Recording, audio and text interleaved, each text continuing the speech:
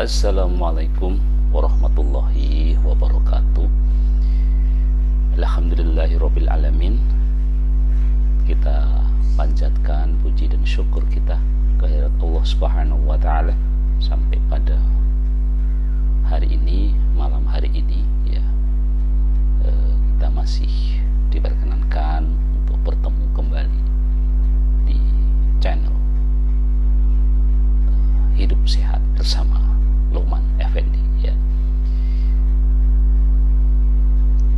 Sesuai dengan kalender baru, format baru dari channel YouTube yang saya bikin ya, khusus di hari Ahad kita bicara tentang informasi-informasi ringan tentang kesehatan ya. Dan pada Ahad hari ini tanggal 23 Juni 2024 ya, bahasan kita adalah tentang rambut ya, yang mengenai pada kaum Adam, kaum laki-laki, kaum pria ya.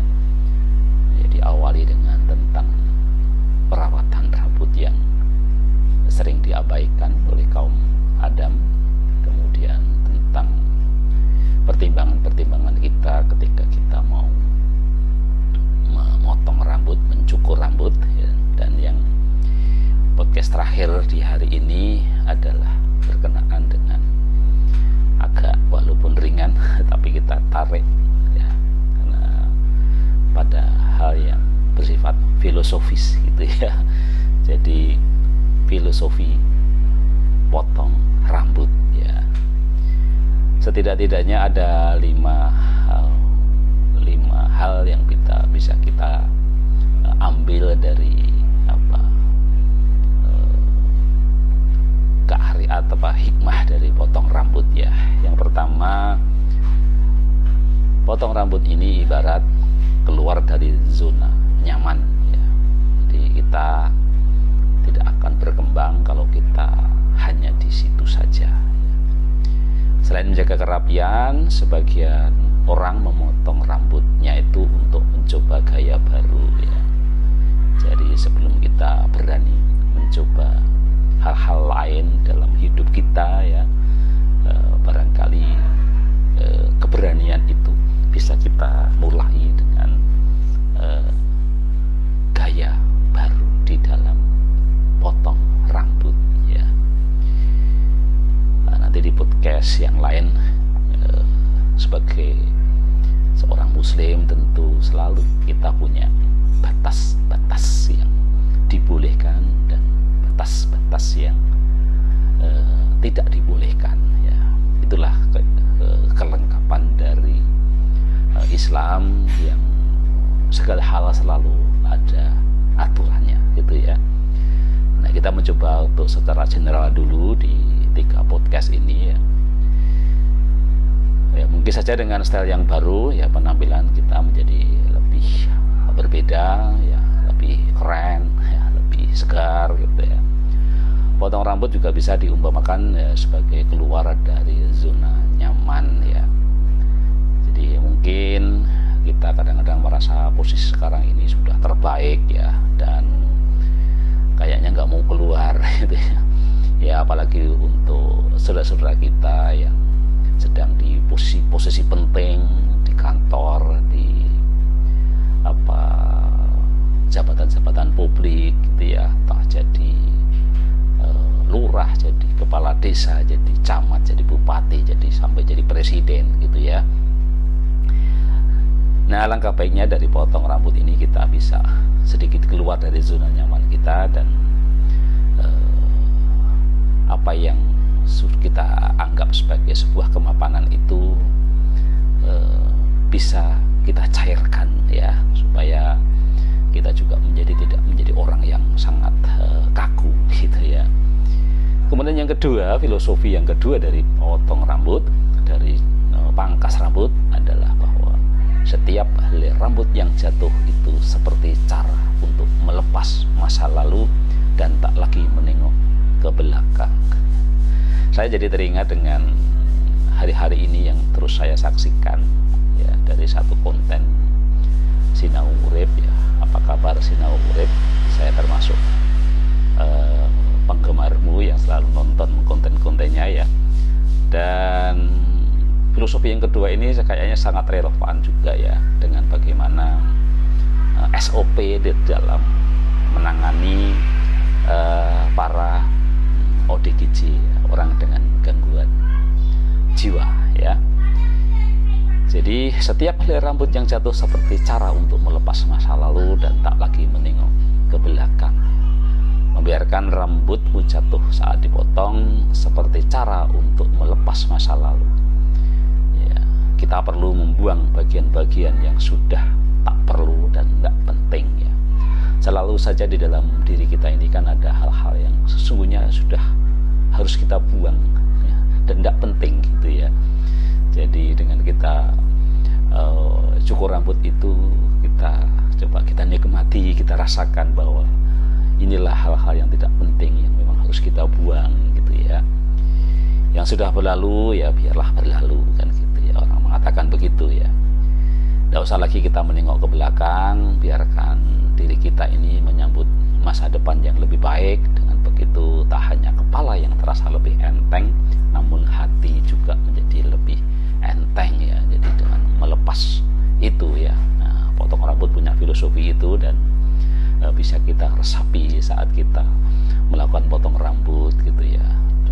Dan rambut helai demi helai gitu ya kita potong, kita tinggalkan itu masa lalu ya untuk menyambut masa depan yang lebih baik ya. Jadi di dalam penanganan ODGJ pun itu ternyata selain potong kuku ya, itu adalah selalu ditujukan dengan potong rambut. Dan harapannya juga setelah itu dan juga dengan mandi ya. Jadi itulah rangkaian yang sering kita saksikan di Sinau Urip. Dan bagian dari potong rambut adalah ada filosofi seperti ini. Jadi itu mungkin juga bagian dari kenapa ODGJ ini ketika ditemukan supaya menjalin komunikasi dengan baik, itu salah satunya dengan potong rambut ya. Kemudian filosofi yang ketiga bahwa menggunting bagian rambut yang rusak seperti kamu yang memotong pikiran negatif dan belajar untuk positif ya. Kalau tadi itu menggunting masa lalu supaya hilang ya, nah, menggunting rambut itu berarti merapikan bagian yang sudah jelek dan rusak. Dengan begitu kamu memberi kesempatan rambut yang lebih sehat untuk tumbuh ya. Jangan biarkan kotoran-kotoran tadi itu masih menempel pada diri kita gitu ya. Ini sudah memang harus dibuang gitu ya, yang kadang-kadang menghalangi pertumbuhan maksimal kita gitu ya. Kita mestinya masih bisa menghasilkan karya-karya besar ya. Dengan kita potong rambut, kita mudah-mudahan kita menjadi lebih terbuka ya, potensi-potensi itu karena dibukakan dengan adanya potong rambut tadi. Tentu tujuannya sudah jelas, yaitu menyelaraskan penampilan kita supaya lebih bagus ya. Sama halnya dengan pikiran negatif, akan lebih baik jika kamu menghilangkannya dan belajar berpikir positif ya. Gunting pikiran-pikiran yang tak perlu dan hanya buat hati terbebani ya. Jangan biarkan pundak kita ini jadi semakin berat ya, karena dipenuhi dengan pikiran negatif ya. Jadi itulah filosofi ketiga dari potong rambut. Kemudian yang keempat ya, potong rambut ini adalah mengganti model rambut lama dengan yang baru. Nah, tandanya kamu berani untuk memulai perubahan. Memotong atau mengubah gaya rambut ibarat kamu berani untuk memulai perubahan dari yang panjang jadi pendek. Kamu memantapkan hati ya, untuk mengubah penampilan jadi lebih baik. Sama halnya dengan menjalani hidup ya, kamu harus butuh keberanian untuk melakukan beberapa perubahan yang nyata. Selagi kita yakin bahwa perubahan itu positif, terus jalankan gitu ya. Jalan kaki itu positif, terus jalankan ya. Jangan kita tendang halangan-halangan yang menghadang di dalam diri kita kan gitu ya. Nah, seperti satu hal kebiasaan baru saya ya. Perubahan yang kecil yang kita lakukan bisa punya dampak besar untuk memicu diri jadi pribadi yang lebih baik lagi ke depannya gitu ya. Dan yang terakhir ya, filosofi dari potong rambut adalah dengan tampilan yang baru, kamu seolah siap menjalani hari dengan cara yang baru juga. Tujuan potong rambut adalah untuk mendapatkan penampilan yang baru. Dengan penampilan yang baru, kamu siap menjalani hidup dengan cara yang baru juga. Setelah menggunting bagian-bagian yang tak perlu, memangkas sana-sini agar lebih rapih, tersisalah hal baik yang didapat, yang dapat memberikan dampak positif bagi diri sendiri. Kita menjadi bebas dari masa lalu dan siap menjalani hari-hari yang lebih baik ya.